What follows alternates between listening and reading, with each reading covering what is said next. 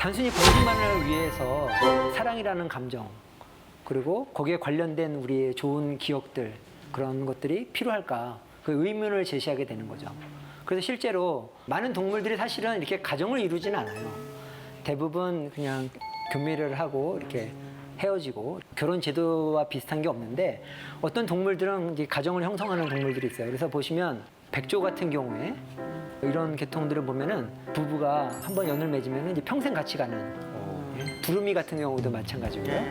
신기한 건 한 가지는 오래 가는 부부 동물들을 보면은 생긴 게 비슷하게 생겼어요. 서로? 네, 서로.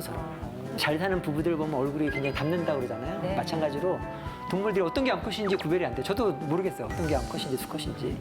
네, 이런 경우에 보통 이제 일부 일처제인 경우가 많고요. 이거는 알겠죠? 뭐가 수컷인지. 화려한 것들이 보면 일부 다처제. 암컷이 되게 많아요. 주변에. 그래서 보시면 오리 종류인데요. 이게 암컷입니다. 암컷이 화려하죠. 그렇죠. 그래서 암컷이 많은 수컷을 거느리는 일처다부제 케이스예요. 이 대목에서 좀 응용을 해보시면 지금 미혼인 분들이 너무 이렇게 화려한 남성을 선호하시는 거는 안 좋은 것 같아요. 비록 복근이 없더라도 다양한 것을 고려해가지고 배우자를 결정하시면 굉장히 좋을 것 같습니다. 그렇다면 과연 사랑의 의미가 뭘까? 우리 욕정의 단계, 그다음에 끌림의 단계를 넘어서 우리 정의 단계로 넘어가게 되죠. 네. 사랑에서 정으로 넘어가는 단계에서는 이미 뇌가 변하기 시작을 합니다. 그리고 신혼 초에 이제 뜨거운 감정을 실어서 뭐 싸우기도 하고 하면서 옥시토신이라는 호르몬 또한 바소프레신이라는 호르몬 얘네들이 원래는 자궁수축 호르몬이고 우리 배뇨를 조절하는 호르몬인데 사람들이 연구를 해보니까 이 호르몬들이 이 정을 만들어내는데 되게 중요하다 그렇게 된 거죠. 그래서 저도 사실은 처음에 연애할 때 굉장히 같이 있고 싶잖아요. 같이 있고 싶고 떨어져 있으면 전화하고 싶고 그렇게 했는데 이제 결혼을 하고 나니까 무슨 생각이 들기 시작하냐면 한 번쯤은 좀 혼자 있고 싶다. 떨어져 있구나. 네, 혼자서 좀 영화도 보고 책도 좀 읽고 제가 뭘 하고 싶다. 그런데 매번 가서 이제 애도 봐야 되고 내 집안에서 일을 해야 되니까. 근데 어느 순간 기회가 온 거예요. 아내가 애를 데리고 친정에 간다는 거예요. 네, 그 날짜가 3박 4일로 결정됐었어요. 그래서 그 날짜를 이제 디데이로 해서 손꼽아 기다린 거죠. 19, 87 해갖고 그날이 딱 오고 이제 버스 태워 보내고 드디어 이제 자유로운 그걸 느끼기 시작을 했어요. 그래서 집에 들어가서 이제 그동안 계획했던 걸 하려고 하는데 몸이 말을 안 듣는 거죠. 계속 생각이 나는 거야. 뭘 해야 되는데 계속 마음에 걸리고. 그래서 전화하고 잘 도착했냐고. 그래서 결국에는 버티다 그날 밤에 심야 열차를 네, 버스를 타고 약간 수습하시는 여기까지. 기억은 왜곡될 수도 있으니까. 어쨌거나 이런 것들이 이제 정의 단계가 이제 되는 거예요. 뭔지 좀 아시겠죠, 그죠? 이제 그러면 정을 만드는 신경 기전은 뭔가에 대해서 말씀을 드리도록 하겠습니다. 최근 이게 밝혀진 건데요. 들쥐가 두 종류가 있어요. 바람피는 외도형 들쥐가 있고요. 여기 보시면 굉장히 가정적인 들쥐죠. 암컷, 수컷이 서로 이렇게 사이좋게 지내는데 과학자들이 이걸 가만히 안 놔두죠.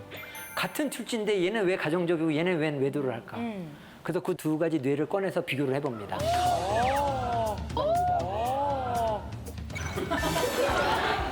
어떻게 얘기할까요? 꺼낸 게 좀 자극적인가요? 제 직업이기 때문에 어떻게 해서 과학자들은 뭔가를 이제 꺼내서 이렇게 봐야 되니까 그래서 그 두 뇌를 비교를 합니다. 그래서 비교를 해가지고 드디어 원인 물질을 찾아내게 돼요. 이 뇌를 이렇게 자른 단면인데요. 보시면 아래쪽에 까만 점 같은 게 보이시죠? 네. 그게 뭐냐면 배측 창백이라는 그런 뇌 부위예요. 특수 뇌 부위인데요. 시상하부에 거기에 바소프레신 리셉터가 굉장히 수용체가 많이 발현이 됩니다. 아까 바소프레신이 굉장히 그 정을 만드는 데 중요하다고 그랬죠? 이 바소프레신 신호를 받는 그런 유전자가 굉장히 이 가정적인 생쥐에 많이 발현을 하고 있었던 거예요. 그래서 과학자들이 또 실험을 했어요. 그러면 바소프레신 수용체를 외도하고 바람피는 생쥐의 뇌에 넣어서 유전자를 발현시켜줘 본 거예요. 그랬더니 이 쥐가 그래프에서 보는 것처럼 가정적으로 변했어요. 우와. 그래서 과학에서 그 인과관계를 밝히게 된 거죠. 그래서 사람한테 적용할 수 있겠습니까? 없겠습니까? 있어요? 굉장히 간절하게 원하시는 분이 있으신 것 같은데요. 사람한테서는 이게 불법 시술이죠, 그죠? 그렇죠. 네, 그렇죠. 유전자를 발현시키려고 그러면 뇌에 여기 두개골에 구멍을 뚫고 거기다가 뇌 속에다 주사를 해야 되는데요. 있었으면 불티나게 팔릴 수 있죠. 이렇게 엑스레이나 MRI 같은 거 촬영하면 저렇게 나오기는 하나요? 저런? 그러게. 굉장히 좋은 질문인데요. 아직 사람한테서는 저 외도하는 사람과 가정적인 남자와 그 두 가지를 비교해 본 경우는 없습니다. 아마 사람한테서도 그걸 볼 수 있다 그러면 굉장히 좋을 것 같습니다. 예. 유전이요. 다들 외도의 이야기야 이렇게 예, 다들 너무 발끈하신 거 같아요. 해서 관심이. 다른 기회에 특집으로 다루도록 하겠습니다. 그러면 과연 그럼 여러분들 여기 미혼이신 분들은 저 남자가 멋져 보이는데 저 사람이 어떤 성향을 가지고 있을까 궁금하시잖아요. 궁금하죠. 예, 그래서 이 외도형 수컷 쥐하고 가정적인 수컷을 이제 비교를 해봤어요. 이건 공간학습 능력을 테스트한 건데요. 희한하게도 외도를 잘하는 생쥐가 공간학습 능력이 뛰어난 거예요. 길을 잘 찾아요. 네, 길을 잘 찾아요. 왜 길을 잘 찾을까요? 외도형 생쥐가.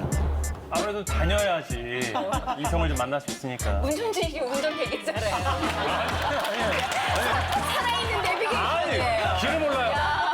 내비 없으면 아무도 못 가요. 개그맨들 사이에서 길은 문준식 씨의 모르라는 길을 얘기가 몰라요. 있거든요. 길을 모릅니다. 야 답이 거의 맞았습니다. 뭐냐면 돌아다녀서 많은 암컷을 만나야 되는 필요도 있고요.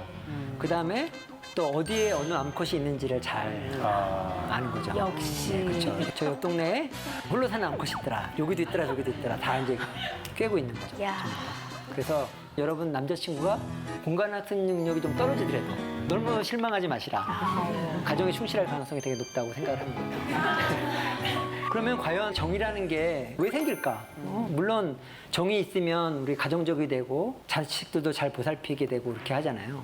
근데 자크 판카셉이라는 박사님께서 긍정적인 감정을 만들어내는 뇌에 대해서 굉장히 관심을 가지시고 연구를 많이 하셨어요. 그래서 쥐를 이렇게 쓰다듬어주고 배도 긁어주고 이렇게 하다 보니까 쥐랑 친해졌는데 쥐가 친해질 뿐만 아니라 웃기 시작을 하는 거예요. 이렇게. 그래서 지금 보시면 이 장크 파카셉 박사님께서 손으로 맨날 긁어주니까 손만 보면 이 쥐가 좋아서 이렇게 하는 거예요. 그리고 여러분들이 여기서 잘 안 들리실 텐데요. 손을 주고 이렇게 긁어줄 때마다 이 쥐가 소리를 내요. 키득키득 소리를 내요. 진짜. 자, 보세요. 된다. 찍찍찍 소리 나요. 사람이 하고 있는 건데요 지금. 네, 아닙니다. 쥐가 하고 있는 거예요. 사실은 이 소리는 우리가 못 듣습니다. 이거는 초음파를 내기 때문에 우리가 못 듣는데 이거는 비디오 동영상에서 소리가 들리게끔 이거를 프리퀀시를 낮춘 거고요.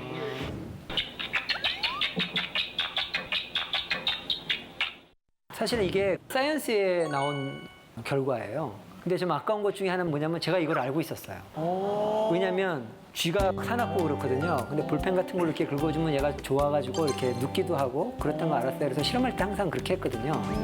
쥐를 다루는 방법을 알고 있었는데 웃을 줄은 몰랐던 거예요.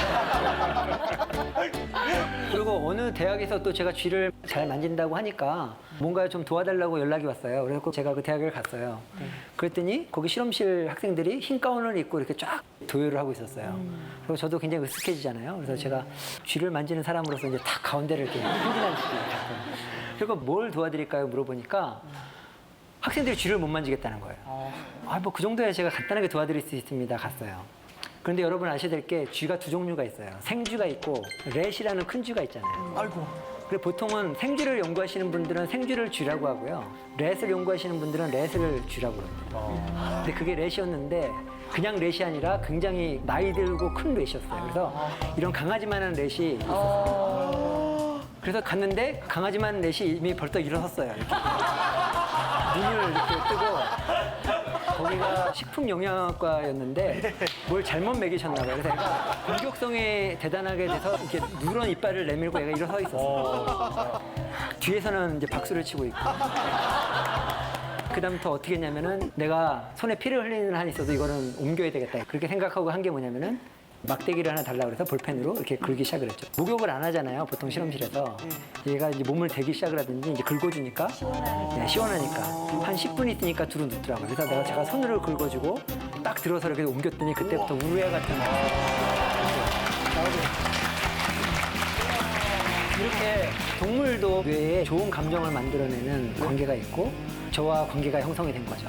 긁어주는 거라서. 제가 떠나는데 되게 슬퍼하는 거죠. 수많은 동물 중에 왜 쥐가 꼭 실험용이어야 되는 건가요? 다른 되게 많은 동물들이 있는데. 사실은 실험이 이게 쥐가 역사가 있습니다. 특히 중국이나 일본이나 사람들이 쥐를 애완용으로 키웠던 것 같아요. 그래서 좀 알록달록하고 이쁜 쥐가 있으면 그거를 아이템으로 바라봤나 보죠. 그래서 집에 데려와서 교배를 하고 또 교배를 하고 근친 교배를 하다 보니까 이제 거의 뭐 쌍둥이 같은 쥐들이 태어나기 시작한 거죠. 그래서 쥐가 실험동물로 되게 좋은 점 중에 하나는 만약에 김상중 씨하고 저하고 네. 쥐라고 하면은 유전자가 똑같아요. 오. 그렇기 때문에 여기는 약물을 주고 여기는 약물을 안 주고 비교를 해보면 찾을 수가 있어요. 근데 만약 유전자가 많이 다르면 뭐 체질이 다를 수도 있고 그렇죠. 그죠? 많은 변수가 있잖아요. 그래서 쥐가 굉장히 수백 년 동안 우리 선배 과학자들이 혹은 선배 브리더들이 네네. 열심히 그런 거를 이렇게 종을 만들어 놨기 때문에 실험을 하는 거고요. 그 또 한 가지는 3주만 지나면 벌써 어른이 되기 시작을 해서 아, 그렇죠. 7주나 8주가 되면은 새끼를 낳기 시작을 합니다. 그래갖고 실험용 생쥐는 8마리에서 10마리를 낳고요. 한 배에서 많은 개체를 얻을 수 있는 그런 장점도 있어요. 아, 그렇군요. 그리고 가장 중요한 장점은 포유류고요. 네. 그래갖고 사람과 상당히 유사한 생리적인 기전을 갖고 있다는 거죠. 네. 사람이 갖고 있는 뇌부위가 또 쥐에도 있고. 그래서 사람과 가깝다는 그런 또 장점도 있습니다. 제가 어렸을 때요, 옥상에서 이렇게 바라봤어요. 바라봤더니 저 그 앞 동네에 해가 커다랗게 이렇게 지는 장면을 본 적이 있어요. 제 머릿속으로 간단하게 생각한 게 뭐냐면, 저 동네 뒤에 가면 해가 있겠다. 저걸 좀 한번 만져봐야 되겠다. 생각을 해서 그 길로 이렇게 길을 떠난 적이 있습니다. 그게 7살 때인데 다르게 말하면 가출이죠. 근데 갈 때 제가 혼자 갔어야 되는데 어린 동생을 또 데리고 손을 잡고 이렇게 열심히. 제가 그래서 하도 오래전이라 기억은 안 나는데 결국엔 해는 못 찾았어요. 못 찾고 동생이 자꾸만 이제 보채니까 이게 해인 것 같아 하고 이렇게 만진 게 기억이 나는데 그게 리어카 박혔던 것 같아요. 예, 그렇게 우리 뇌 속에 뭔가 갖고 싶은 욕망이 있죠. 그래서 저도 요즘 TV를 잘 안 보는 이유 중에 하나가 TV 홈쇼핑을 보다 보면 정말 갖고 싶은 아이템이 나와요. 저런 걸 주문하면 안 되겠지 생각을 하는데 프레젠테이션을 너무 잘하시고 그 시계가 자꾸만 가고 있고 이게 마지막 기회라고 하고 그래서 이제 전화를 걸어서 주문을 하게 되죠. 그래서 제가 주로 사게 되는 아이템이 립스틱이라든지 립스틱이요? 제 아내가 사용하는 그런 아이템을 이렇게 구입을 하고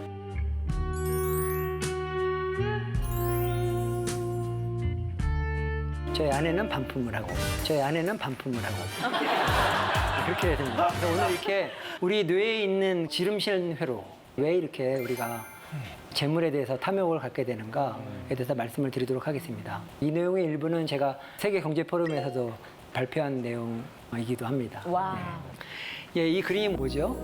그 성경에 나와 있는 아담과 이브의 유명한 이야기죠.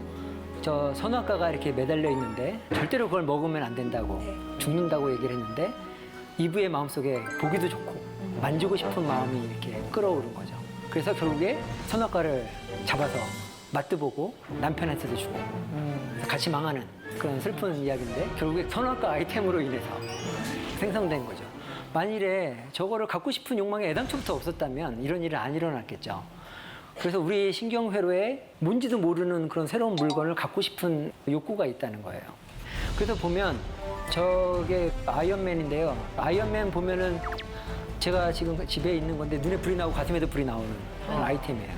사실은 굉장히 공부를 열심히 하게 하는 방법 중에 하나가 제가 이제 비싼 저 아이언맨을 다 들고 들어오게 되면 아들이 숙제를 하기 시작을 해요. 저 아이템을 갖기 위해서. 그런데 저런 아이템을 보고 갖고 싶은 욕망이 많은 그런 동물들에서 나타납니다. 어린 동물들한테 이렇게 공이나 장난감을 던져주면 막 갖고 놀아요. 그런 아이템은 먹을 수도 없는 거고 전혀 유용하지 않음에도 불구하고 그거에 대한 강력한 소유욕이 있다는 거예요.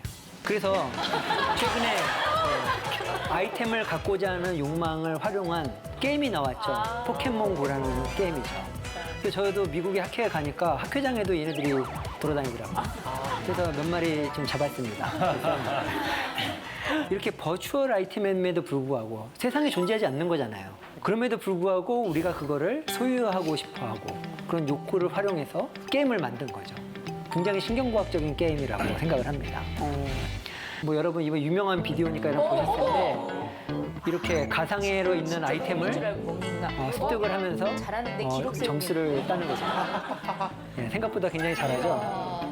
이게 그 고정 행동 패턴입니다. 그래서 저런 시각 자극이 있을 때마다 이렇게 잡아먹게 되는 거예요.